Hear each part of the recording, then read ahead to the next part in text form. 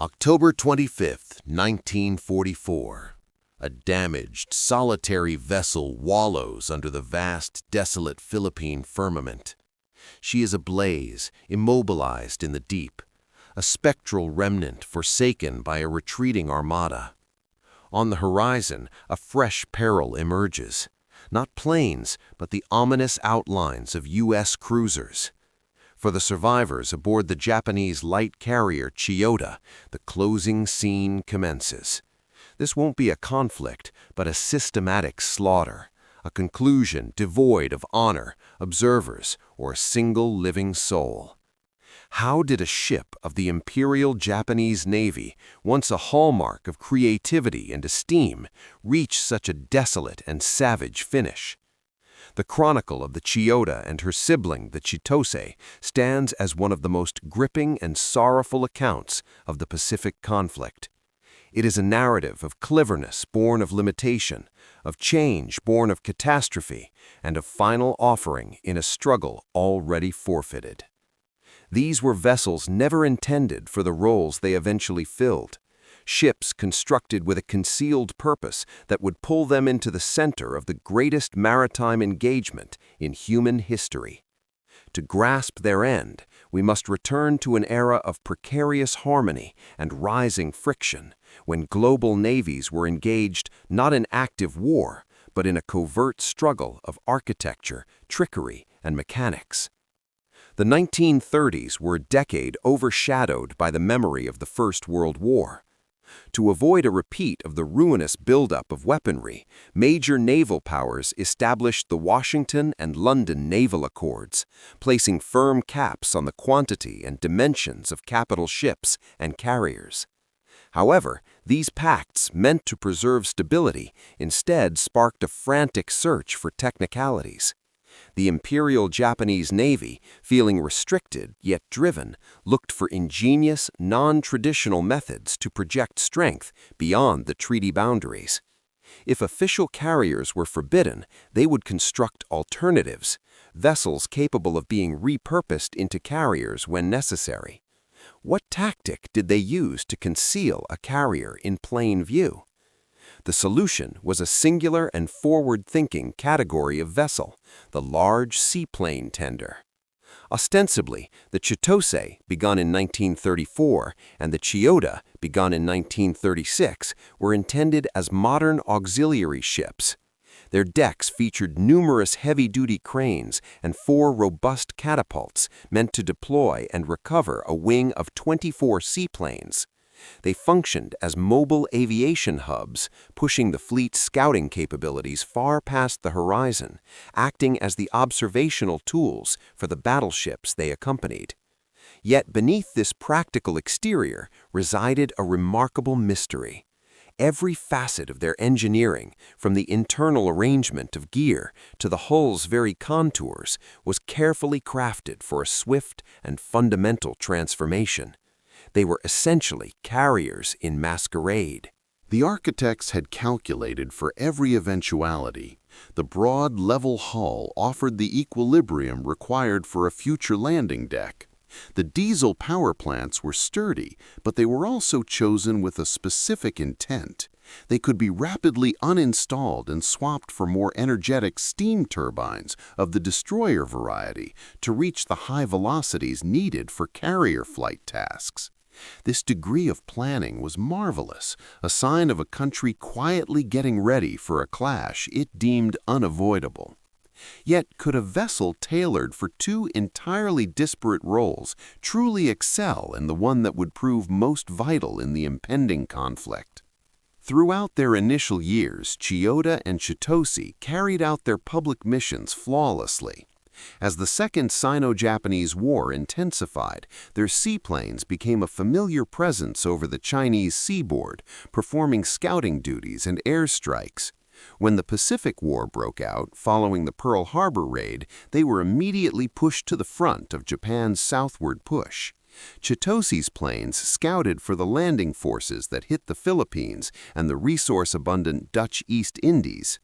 Her aviators fulfilled a crucial, though uncelebrated, function in Japan's seemingly relentless early successes, They were ideal support vessels, the unheralded workhorses of a fleet at its zenith of capability. However, one disastrous engagement in the summer of 1942 would alter their path and rouse the sleeping intent buried within their steel frames. Within just minutes, American dive bombers achieved what seemed impossible. They caught Nagumo's carrier force at its most helpless point and, through a series of ruinous strikes, turned the crown jewels of the Japanese Navy into burning wreckage. 4 of Japan's premier carriers, Akagi, Kaga, Soryu, and Hiryu, were plunged to the Pacific floor. This was a trauma from which the Navy would never fully heal. Losing the hulls was tragic enough, but the disappearance of their irreplaceable skilled air crews was a permanent scar that would trouble them for the duration of the war. As reports reached the retreating Japanese armada, the crews of Chiyoda and Chitose must have recognized the shift. The nature of the war had evolved, and for them, the prophecy of their engineering was about to be realized. What was the utility of a seaplane tender when the fleet's core, its carrier strength, had been gutted? In June 1942, the Imperial Japanese Navy launched its most daring scheme yet, the capture of Midway Atoll, a maneuver intended to bait the remaining U.S. Pacific Fleet into a final, conclusive clash. Chiyoda and Chitose were integrated into this massive fleet, assigned to the Midway Landing Group under Admiral Nobutake Kondo. Their job was to provide air protection for the soldiers landing on the beaches. However, they were positioned far west of the primary theater, distant from the pivotal carrier duel involving Admiral Nagumo's strike force. As they steamed toward their target, they were unaware of the catastrophe occurring over the horizon, a disaster that would make their own objective completely irrelevant. The Midway failure left a desperate gap. Japan faced a critical deficit in flight decks, and the detailed pre-war blueprints for ship conversion were put into action with frantic newfound speed. The secret purpose of the Chitose class was no longer a tactical choice, it was a grim requirement. Their tenure as seaplane tenders had reached its end. They were pulled from the front and sent to naval yards, their latent power about to be tapped. The diagrams drafted years prior now served as the basis for Japan's hopes of recovery. Yet, as technicians prepared to strip away their former roles, an unsettling question lingered. Could these repurposed hybrids, ships never truly intended as first-line carriers, actually substitute for the giants now resting on the seabed? In their place, a fresh profile began to emerge. A full-length flight deck, 180 meters of timber and steel was installed, creating the unmistakable silhouette of a carrier. Beneath it, a single massive hangar was built, large enough to accommodate an air wing of 30 planes. 2 lifts were added to move aircraft from the hangar to the deck, the essential lifelines of any carrier. Yet the most intricate part of the overhaul occurred deep inside the vessel's hulls. To provide them with the velocity needed to launch and land standard planes and keep pace with the Armada, their original diesel power plants were laboriously extracted. They were substituted with the same potent geared steam turbines utilized in modern destroyers, a complex surgery that increased their maximum speed to a respectable 29 knots. Was this remarkable engineering feat sufficient to transform a support vessel into a genuine instrument of war? As the work neared its end, the final details reflected the new circumstances of the Pacific conflict. The heavens no longer belonged to Japan. American aviation was a mounting existential peril. To endure, the newly named light carriers were outfitted with defensive power. 8 dual-purpose 127mm cannons were placed in sponsons under the flight deck, capable of hitting both planes and ships. More crucially, they were equipped with a thick array of 30 Type 96 25mm anti-aircraft guns, a clear sign they expected to be fighting for survival under relentless air raids. By early 1944, their change was finalized. They emerged from the shipyard's noise and smoke as completely different entities, their past as seaplane tenders becoming a distant memory. The naval yards at Sasebo and Yokosuka turned into centers of feverish work. In late 1942, Chitose was the first to enter dry dock, her decks still showing the scars of frontline duty. Her sister, Chiyoda, went in shortly after. The conversion that had been a theoretical plan on paper was now a desperate race against the clock, a massive project of maritime engineering. The work started with a harsh process of dismantling. A swarm of laborers descended on the vessels, their equipment cutting away the old identity bit by bit. The tall cranes, the 4 heavy catapults, and the intricate seaplane hangars, all that had defined them as tenders was removed, leaving only the basic hull and structural frame. They were now officially classified as light carriers, CVLs. Their intended air wing, a combination of the famous Mitsubishi A6M-0 fighter and the strong Nakajima B6N JIL torpedo plane, made them valuable on paper. However, they were a compromise born of necessity, lacking the armor, size, and plane capacity of true fleet carriers, like the Shokaku. They were a temporary fix for a catastrophic situation. They, along with other repurposed ships, were now tasked with the massive job of rebuilding Japan's broken carrier strength. Yet ships are only half the story. A carrier is useless without aviators, and the pilots who were once world-class had vanished. Could these makeshift carriers succeed when staffed with pilots with almost zero experience? Once converted, Chiyoda and Chitose were given a role far from the front, yet perhaps more vital to Japan's thinning hopes. The blue skies above the inland sea, the vast protected waters between the home islands became their new arena. This was no longer a war of expansion, but a frantic effort to rebuild a force that had been wiped out. Day after day, from sunrise to sunset, the decks of the new carriers rang with the roar of engines and the sound of tires as they practiced launches and recoveries. Their main goal now was training. They were mobile schools facing the massive task of creating a new generation of pilots from a small pool of green recruits. The memories of Midway, the Coral Sea, and Santa Cruz haunted these drills. The legendary pilots who had attacked Pearl Harbor and ruled the skies early in the war were gone. In their place were adolescents, boys hurried through flight school, many with only a few hours in the cockpit before entering the harsh world of carrier flying. Their teachers were the few remaining veterans, men carrying the weight of knowledge, trying to teach years of experience in just months. The caliber of these new aviators was a tragic shadow of the past. Every landing was a risk, every takeoff a test. How could men who hadn't mastered their planes face the battle-hardened veterans of the U.S. Navy? This desperate training cycle produced a dangerous contradiction. The act of getting ready for battle was a conflict in itself.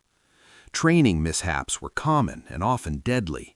Vital, irreplaceable planes were ruined or lost at a high rate. Pilots, representing a huge investment of time, were killed not by enemies, but by simple errors made under the pressure of landing on a moving steel strip. Chiyoda and Chitose, these crucial new assets, were being depleted before they ever saw a fight. They were stuck in a cycle where the need for pilots was so urgent that the haste caused even more losses. High Command's pressure was heavy, but could this rushed process produce pilots capable of changing the war's course? As the spring of 1944 passed, the training in this harsh school became even more condensed. There was no time to learn air combat tactics or the complex arts of navigation and formation that once made Japanese pilots so feared. The focus was on the bare minimum, taking off and hopefully landing. The pilots were being taught not to be elite fighters, but to be just capable enough to drop a bomb and maybe survive. This fundamental flaw, this massive drop in skill, was an open secret in the Navy. And soon the time for practice would end. The final test was arriving, not in the quiet inland sea, but in the fire of the Philippine Sea. Would these new pilots and their converted ships be ready? The subsequent battle, on June 19th and 20th, earned a grim nickname from American pilots, the Great Mariana Turkey Shoot. It was a complete massacre. As the first Japanese planes flew toward the U.S. fleet, they encountered a terrifying new reality. The U.S. Navy's F-6F Hellcat was a massive upgrade over the old Zero, better in speed, protection, and firepower. Even more importantly, the U.S. fleet was shielded by radar-guided patrols and a thick wall of anti-aircraft fire managed with lethal precision. The inexperienced Japanese pilots flying into this high-tech trap had no chance. For this major clash, Chiyoda and Chitose were put on the front line. Paired with the veteran light carrier Zuiho, they formed Carrier Division 3, a vital part of Admiral Jisaburo Ozawa's strong mobile fleet. It was to be their first big battle in their new roles, the final test of their conversion and their pilots' training. On paper, Ozawa's fleet was impressive, with more carriers and theoretically more planes than the Americans. The Japanese plan was smart, using their planes' longer range to hit the U.S. fleet from afar, refuel at Guam, and strike again. But plans are only as good as the men executing them. What use is range if your pilots never reach the target? Training time ended in June 1944. The American war machine, now at its peak, started its next island-hopping campaign, Operation Forager, the invasion of the Marianas. Taking Saipan, Tinian, and Guam was not just a territorial gain, it was an existential threat. From these islands, the new B-29 bombers could hit Japan's home islands. The Japanese Navy had to react. It launched Operation Ah-Go, a plan for one last big fleet battle to destroy the U.S. Fifth Fleet. It would be the largest carrier battle ever. Chiyoda and Chitose sent their small air groups out. Their young pilots flew toward a fate they couldn't have imagined. They were wiped from the sky. The airwaves were filled with American victory calls and the dying messages of the Japanese. Wave after wave was spotted, caught, and destroyed, most falling into the ocean without ever seeing a U.S. ship.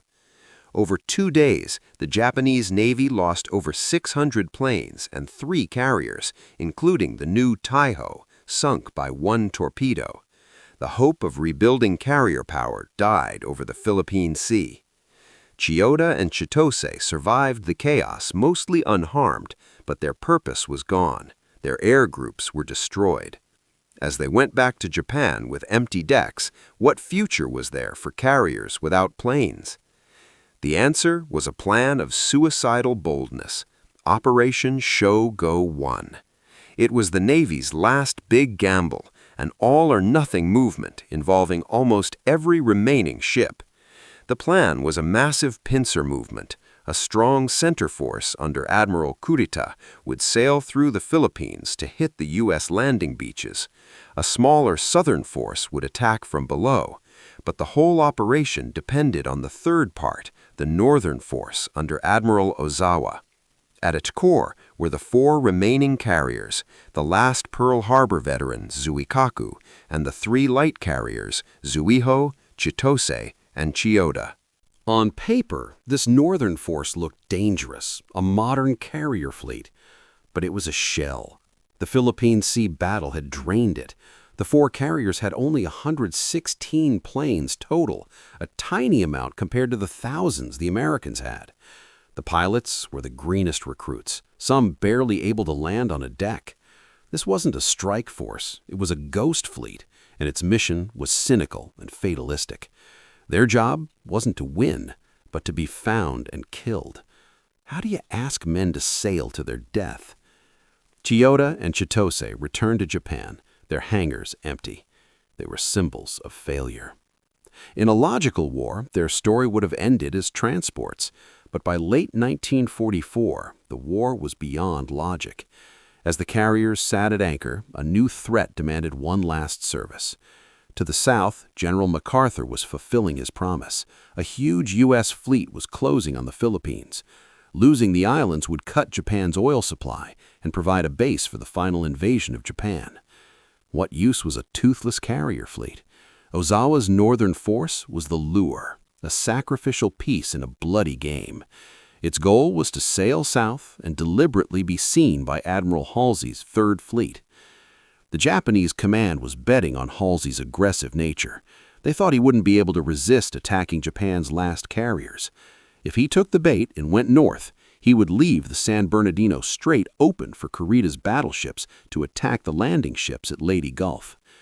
The men on Chiyoda and Chitose knew the situation. They were sailing to their deaths, hoping their sacrifice might give the main force a chance. Was this strategic brilliance or a final desperate act? On the night of October 24, 1944, success was confirmed. U.S. planes found Ozawa. The bait was taken. In the night, Admiral Halsey, thinking the Japanese center was broken, decided to move his entire Task Force 38, a massive armada of carriers and battleships, northward. The trap worked perfectly. For the decoy force, the success was quickly replaced by the grim reality of what dawn would bring. Their job was to die, and the executioner was coming.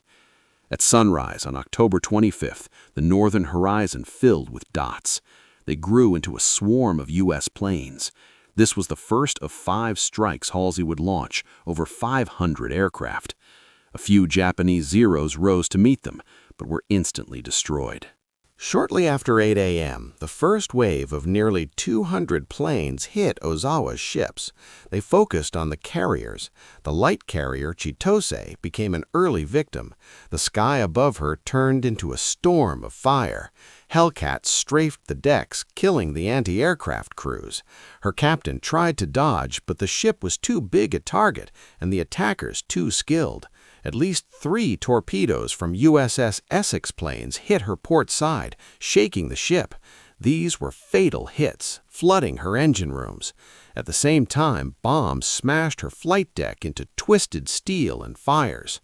How can a crew survive such an onslaught? The damage was instant. With her side torn open, the sea rushed in, and the ship listed heavily. Power failed, lights went out, and the engines stopped. She became a helpless wreck, tilting further every minute. The deck became so steep men couldn't stand, holding on to wreckage to avoid falling into the sea. The order to abandon ship was given. At 9:37 a.m., less than 90 minutes after the first bomb, Chitose gave up. She rolled over and sank bow first, taking over 900 men, including her captain, with her. The cruiser Isuzu and destroyer Shimotsuki rescued a few survivors. As her sister sank, what was Chiyoda's fate? For hours she drifted alone. Her crew fought for survival. Damage control teams fought fires in the smoke. Engineering teams worked in the dark to fix the engines. For a while it seemed they might succeed. She was still floating, a wounded survivor, but the ordeal wasn't over. Her fate would be decided not by planes, but by the guns of an American surface force. Realizing he'd been tricked, Halsey sent a group to finish the Japanese ships. This force under Admiral Dubose was closing in. At 4 p.m., the USS Santa Fe spotted smoke. It was Chiyoda. What followed was an execution. Dubose's 4 cruisers and destroyers formed a line. From 20,000 yards away, beyond Chiyoda's reach, they opened fire.